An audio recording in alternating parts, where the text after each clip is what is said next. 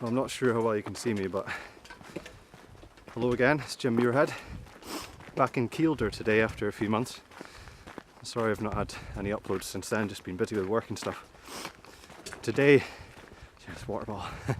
Today I'm in Kielder, as you can see. I'm just hiking up a track. It's wonderful Kielder, there's all these forest tracks that just go for miles and miles and miles. And I'm just looking for somewhere to set up for the day, do a bit of bushcraft, have a little chill out. I'm only up for the day, I won't be camping tonight. But I've got my hammock with me. I made a new purchase recently. Great thing, a hammock. I don't know how many nights I spent turning over and again in an uncomfortable tent. You have the awful feeling where you wake up after a few hours and your side is just killing you, your neck's killing you, and you have to turn over. But a hammock relieves you of all that pain and stress. It's quite cheap. So I was out a little while ago just to test it out, and I camped overnight again in Kielder. I didn't have my camera with me that time, but yeah, spent the night in the hammock, which was extraordinarily comfortable. One thing I'd say is it's a bit cold, so I'm looking into getting a liner or something just to keep me a bit warm. The problem is when you're in a hammock and you're in your sleeping bag and your body compresses against the bottom of it, then it's just colder, and when you get wind coming under the hammock, it sort of cools you down through the night. I had a tarp over me as a canopy, which kept all the water off, which was great, but when you're getting into these winter months, it's now end of October, almost November, so you're going to need a liner, or at least a warm sleeping bag. So yeah, hammock's good. So as I said, just hiking up a track today, trying to find a more mature bit of forest. As you can probably see, all these trees around about me are quite new and very dense, so it wouldn't be any fun to hike into the trees and just sit for a few hours. It would be very dark and wet and probably not much wood about, so I'm going to keep following this track until I find a mature bit of forest and settle down for the day and have a wee fire, read my book, just have a bit of release from life and work, enjoy God's beautiful creation. So yeah, thanks for tuning in, thanks for watching. The channel's a fairly new thing and the videos are a bit infrequent, so sorry about that, but do subscribe and like if you like watching adventures in Northumberland and Scotland. I'm going to put this video up, and the next one that'll go up after that will hopefully be a video of my time in the Isle of Lewis in summer, which I've not had a chance to put up yet. I had the pleasure of kayaking out to an island off Lewis called Pabimore, and there's a wonderful little lagoon in the middle of the island. Lovely crystal clear blue water. It's almost like you're abroad. A bit colder than the Caribbean, mind you, but that was a wonderful day, and it was wonderful, perfect weather, not a breath of wind hardly, so I'll show you some short videos from that time as well. But as I said, thanks for tuning in. Please like and subscribe, and I look forward to hanging out with you in future. Cheers. Well, I've just stopped to show you that I'm breaking off some dry wood, so it's probably quite obvious for you bushcraft folk, but if you're passing by some dry wood which has been out in the sun, it was quite frosty and wet last night, so anything that's on the ground will be soaking wet. But you can see this branch is off the ground, it's been dried and bleached in the sun. This is the kind of stuff that's good for starting fires, nice and dry and hard inside. So I'm just going to simply gather some of this as kindling, and the other good thing is this kind of grass. This is a little bit damp, this stuff, but this dry grass you get, since I was young I've used this as a fire starter, and it's been pretty good. Get a big clump of it that's dry enough and it'll take a spark, it'll whoosh up. Obviously fire building, if you've not built a fire before, I'm surprised that you're watching this, but for the novices out there, you start small and you build it up with a fire. You always, you'll never just light a few twigs and then chuck on something bigger. Some cheats would use a fire lighter, but you always start gradual and build it up. So start with something small like grass to take the spark, then slightly bigger twigs, and then they start to take then slightly bigger sticks, and then once it's got a good heat to it, you can put on something bigger. And that can be tough when the wood is wet. On a day like this, sometimes you struggle to find dry wood if it's been raining, and so the same principle applies. And once you've got a fire going, it's advisable to keep some just next to the fire just to dry it out a bit. It's wonderful what the heat of the fire can do for that. And even if it's sunny, you know, put some wood in a sunny spot, you'll see the water vapour, the steam coming off it. But yeah, so as I said, just gathering some wood just now, and we're not too far away from our camp spot, I sense. Just stopping again to show you guys this really cool natural shelf I found. See that? It just overhangs that area. So it's actually good in terms of, excuse my camera altering, in terms of survival. So if you were really caught out in it and it was snowing and it was really wet and cold and you're in a survival situation, that's exactly the kind of feature that might, you know, save your life. So there's actually, it won't be very comfortable, but it's very firm, it's not going to move anywhere. And you can probably hunker down, just demonstrate, get under here, there's enough space. Ugh, a bit wet today. What I would do is build a shelter over it. So something like that, if you laid beams across there all the way along and piled on branches and turf and other stuff, you create a really snug little environment in there. And sorry, I don't know if you can see me. Even if you didn't have a fire, maybe especially if you didn't have a fire, this is the kind of location that you could crawl into and stay warm. As I said, if you created another barrier here, you'd be able to stop the wind coming in and probably be alright and tough it out overnight. So yeah, being out in the wilds, it's always just about using what's around you, using the natural curvature and features of the land. And something like this is great, and it only takes a little bit of ingenuity, I'm not a rocket scientist, to find somewhere that will just might save your life overnight. So I will not be proving that tonight by sleeping in there, because as I said, I'm not camping, but just a little tip for those who want it. So I just wanted to demonstrate how quiet and peaceful it is out here in Kielder, having hiked off the track about half a mile. Just listen to the silence here.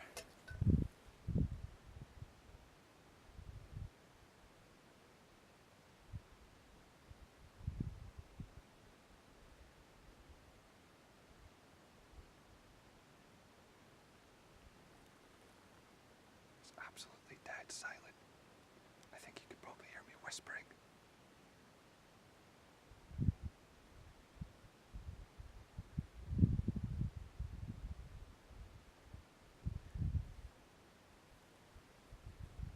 Silence is deafening. It's a funny phrase that, the silence is deafening, but you know what I mean? Like, sometimes, well, in our modern world we live in very noisy environments. If you think about it, like, from the moment you wake up and your phone alarm goes off and you're boiling the kettle and getting in the car and driving to work, and then you're in the office environment all day, and then maybe you go to the gym after work, come home, watch the TV. Our lives are just saturated with noise, and when I come out somewhere like this, I just realize that. That's what I mean by saying the silence is deafening. Like, the silence is so different and so obvious, you're almost kind of overwhelmed by it at first, but then it's also just so calming and soothing. There's very few places in a city environment or a town environment that you can go where it's just this quiet and this silent and this free from people and traffic and noise. And I honestly think it's good for the soul just to come out here and to be quiet in nature. It's what God intended. It's wonderful. Sorry, some random philosophical thoughts there. Peace.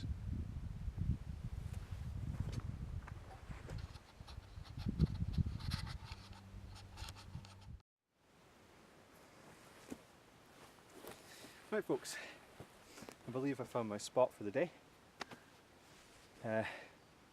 Not much in the way of mature woodland around here, but there's this nice rock to sit on, another sort of shelf, which is good, and if you follow me up here, these two trees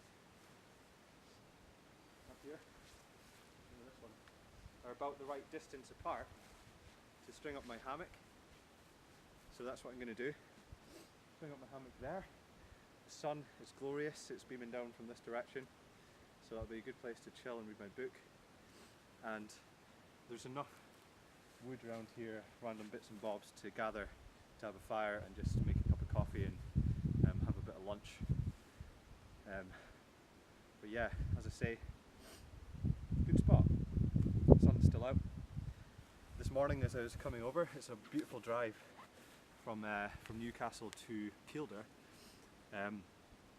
It's the A68, A69, and it's quite a long undulating road. It goes up and down, and in the early morning there's a lot of fog and mist, which meant that you kind of came into the mist and you could hardly see in front of you, and then when you came up to a higher elevation you came out of it and you could see the top of it, the top of the clouds and the mist. And that happened, you know, a few times going in and out, and it was just gorgeous scenery. And I just love autumn. It's my favourite time of year because there's just something different about the sunlight. I think it's just a more beautiful quality of sun, perhaps. And obviously you've got the trees, the leaves turning, the bright autumn colours. Excuse me. It's a special time of year, this, and it's a good time of year to be out because you're not quite Baltic temperatures yet. Last New Year I actually spent, I think it was something like the 2nd of January, I was out camping and it was like -5, it was absolutely freezing, and I just had my tent and I stoked up a huge fire to keep warm. When you get into those temperatures it's not particularly fun unless you're one of these people that can afford really expensive warm winter equipment. That's not me.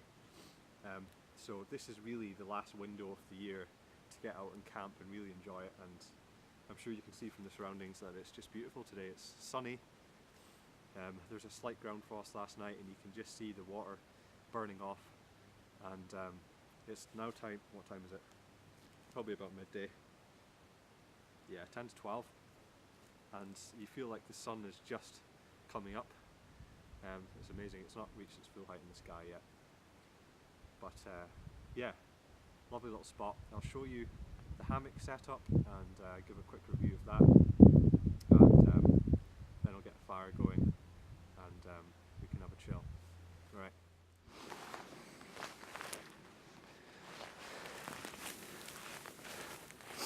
So just to say, the hammock I have is called E&O single nest, or Eno. I thought at first it was emo, but that'd be a bit depressing. So it's very lightweight, it must weigh about 300 grams. So that's the obvious benefit over a tent with a hammock. You know, you're saving heaps of weight, you don't have poles, you don't have tent. And it's tiny, I mean it doesn't take much space, so you could put that in a day sack no problem like I have today. So that's the benefit of that. So I'm just going to string it up. There's it's got something called a Helios suspension system. So what that means is you just tie one rope to each tree, and then it's adjustable, and you just simply click the hammock to it, and then you can just adjust the height on either side of the ropes. Obviously you want to be above the ground enough to not be having your butt on the ground. But yeah, it's very simple. I think it was about 90 quid all in all, and it's a very durable, strong fabric, very lightweight. So great quality hammock. So shout out to E&O who make these, really good quality product, and I'll just show you it set up in a minute. So I'm just going to show you real quick this Helios suspension system, as it's called.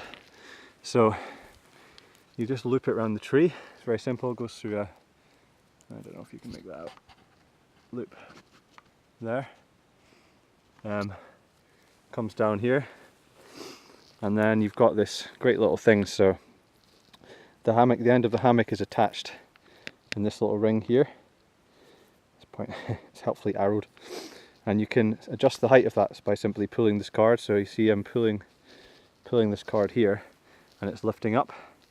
So obviously you want it quite high, hammock off the ground. And it's the same on the other side, so hook one end of the hammock here, hook one end of the hammock over there, which I'll demonstrate.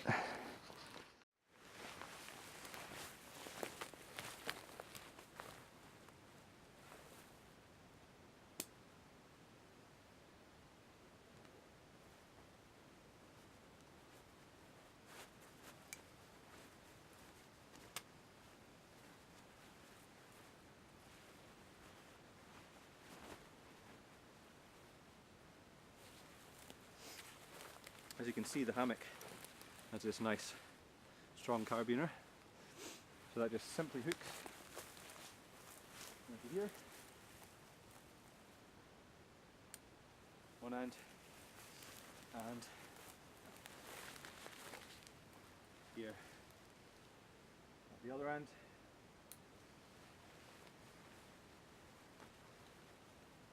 Doesn't really matter what way off it is, I don't think. And I think that's high enough to sit on. As you can see, the hammock up takes the strain, and that's it. A nice comfortable place to swing for the day. Which is, yeah, easy peasy lemon squeezy.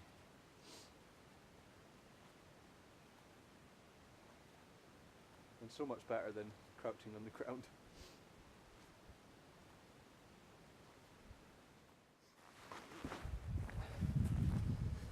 So there's a bit of a dearth of dry kindling around here.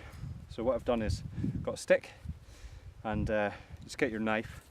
I learnt this from a guy from Sweden, and you just work your way down it. Oh, it's very hard actually. And these shavings that come off are really dry because they're inside the wood, and if you get new wood, and certain types of wood, they're actually quite saturated in sap. So if you get enough of these little shavings together, they'll take a spark. Unfortunately, I forgot my flint. I was intending to start a fire with the flint today, so I've got matches, so apologies for that. I do want to learn to use the flint and to eventually use the old rubbing sticks technique, but I'm not that advanced quite yet. But yeah, I do know this much. If there's a lack of dry wood, get these chips, shave this down. I've got a pile of them down there, and it'll be easier to light than some of the wet stuff around here. There is heather. On a dry day, dry heather is great, but unfortunately because it's frosty last night, a lot of it's quite wet.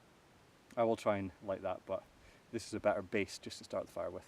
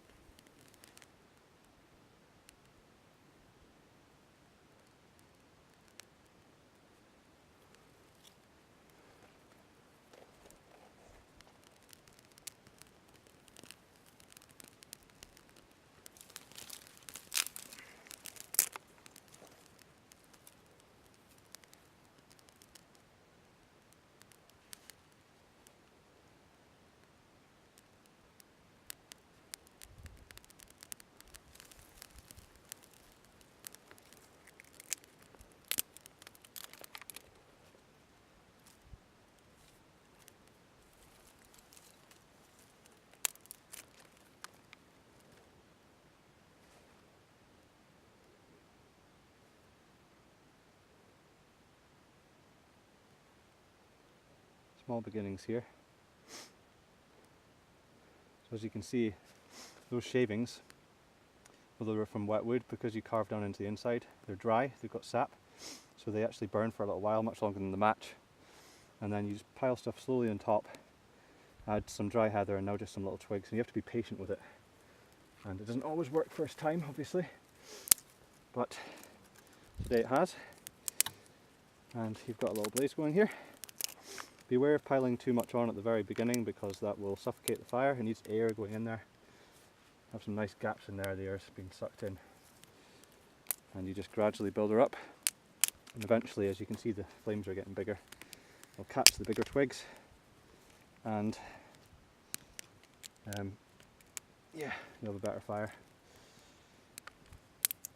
The stuff that's left over from when you've been doing carving, see I've got shavings by carving into this wood. Obviously this is into the centre of the wood now and this is very dry, so you want to put this on first once it gets going and it's hot enough, and then obviously put on bigger stuff as it grows.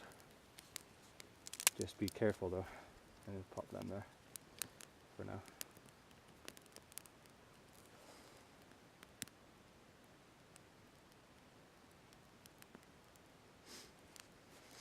As you can see, I've put the fire just next to a big rock here, obviously for shelter from the wind. If it's too windy, it's hard to light a fire. And it's such a calm day, the wind's not going to be an issue anyway, but I've also just put it between some damp logs to stop it, obviously the wind picking anything up and blowing it. It's a damp day, it was a frosty morning, so there's not much danger of fire, but obviously in moorland like this, if you go in the summer and there's lots of heather around, it will be fairly straightforward to start a fire that will spread, so you need to be very careful and just always check that you're allowed to light fires and things before you go into land, and make sure you're not on private land because you can have some pretty big problems. There you go.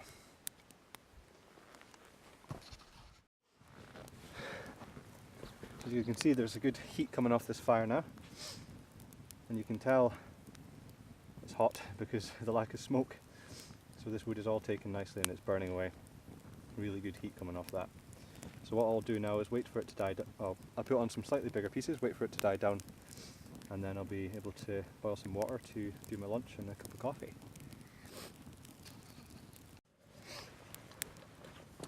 Now, as you can see, I've some sticks set up here to hopefully, not being needed, support the weight of this cook set. Just going to boil enough water for a cup of coffee and some lunch. Got some super noodles or something like that. Not very healthy, but hey ho. So I'm just going to suspend this water over the flames, and that'll cook away. And it'll take a little while, so I've really stoked up with lots of sticks, and it'll probably take about 10 minutes for that to boil. You just got to keep an eye on it in case it tips over as well. Helps to put the lid on as well, doesn't it? There you go. Shouldn't be too long. This is my lunch. I've never actually seen this before. It's called a FF Wigwig noodles. You get them in this plastic tub, quite sturdy, and then inside you get like freeze-dried stuff, seasoning and noodles. It's pretty good. You get a little fork as well. This is the perfect kind of food for camping. Obviously you wouldn't want to eat it all the time because there's practically no nutrition in it.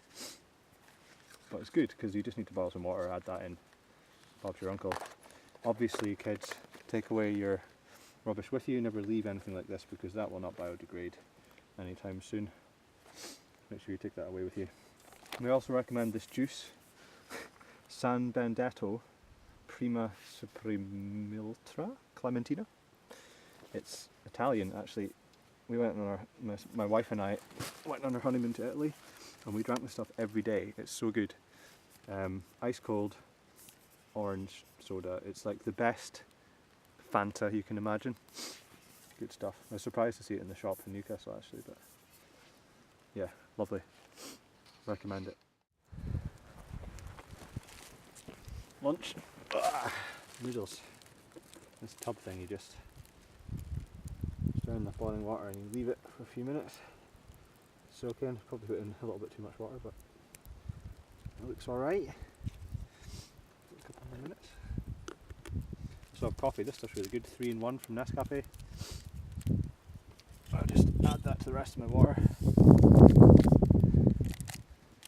Maybe a bit too much, but if you stir that in, it's basically coffee.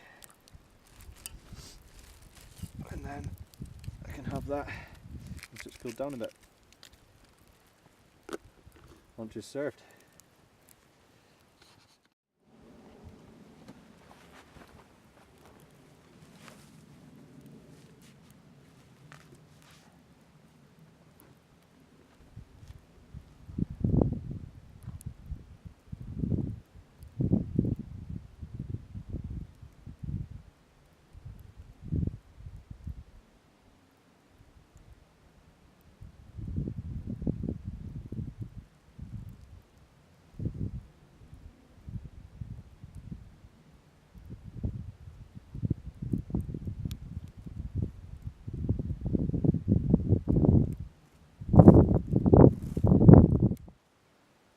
So I'm just settling down to do some reading now, and in case you're wondering what I'm reading this book.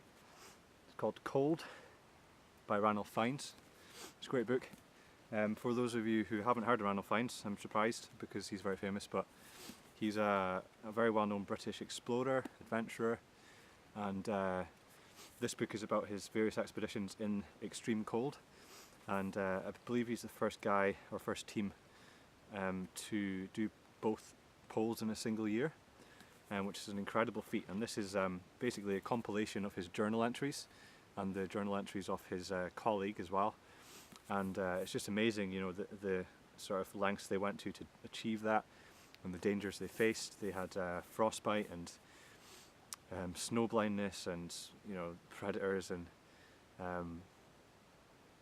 yeah, just they suffered a lot. But yeah, as I say, it's a very good read, and there's something nice about reading about the outdoors and adventure when you are outdoors as well. It just gives you a sort of bit of inspiration. So for those of you who want a good read, it's nice and thick, it's got pictures, good reviews from big publications. Cold by Ranulph Fiennes, great read.